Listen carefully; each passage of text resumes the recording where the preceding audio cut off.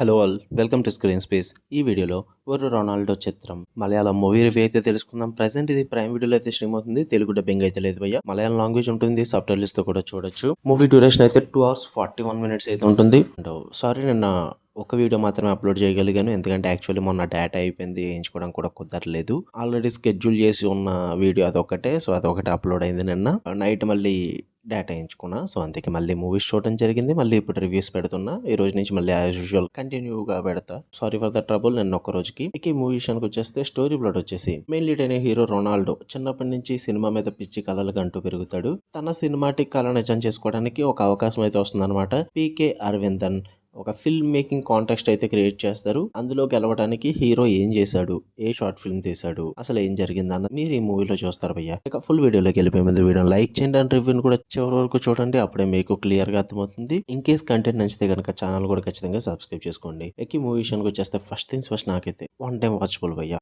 Aspiring film makers ఎవరున్నా సరే కానీ, యూత్ ఎవరన్నా వాళ్ళ డ్రీమ్స్ కోసం చేస్తున్న ఒక మోటివేషనల్ గా ఏమన్నా కావాలి అనుకుంటే ఒకసారి ట్రై చేయండి అని చెప్తే, మరి అంత సూపర్ గా లేదు కానీ it was okay okay. Positives విషయానికి వచ్చేస్తే కాన్సెప్ట్ కొంచెం ఇంట్రెస్టింగ్ అనిపిస్తుంది.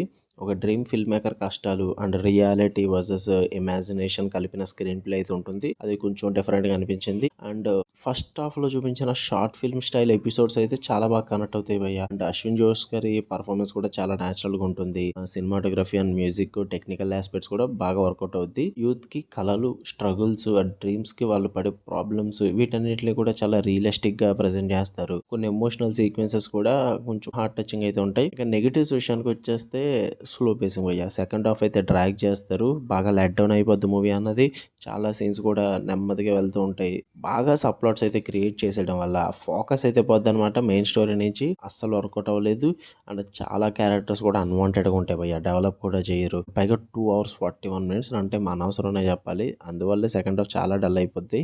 2 hours 20 minutes లో తీసుంటే సరిపోదును. అండ్ మరి చెప్తున్నా, కమర్షియల్ ఎలిమెంట్స్ అయితే ఏమీ ఉండవు. మొత్తం అంతా కూడా ఒక ఆర్టిస్టిక్ వేలో అయితే ఉంటుంది సినిమా అన్నది. సో కమర్షియల్ ఎలిమెంట్స్ కోసం మెయిన్ స్ట్రీమ్ మూవీస్ చూసే అలవాటు ఉన్న వాళ్ళు అయితే కొంచెం దూరం ఉండడం best. Flat and neat screenplay అయితే ఉంటుంది. ట్రై చేద్దాం అనుకుంటే ట్రై చేయండి. ప్రైమ్ వీడియోలో స్ట్రీమ్ అవుతుంది. ఫ్యామిలీతో కూడా చూడొచ్చు, ప్రాబ్లం ఏం లేదు. తెలుగు డబ్బింగ్ మాత్రం లేదు. ఓకే, మీకు కనుక వీడియో నచ్చితే లైక్ చేయండి, షేర్ చేయండి, మీ ఒపీనియన్స్ కూడా కామెంట్ చేయండి. మళ్ళీ నెక్స్ట్ వీడియోలో కలుద్దాం. అంటే దాని లవ్ యూ ఆల్, బాయ్.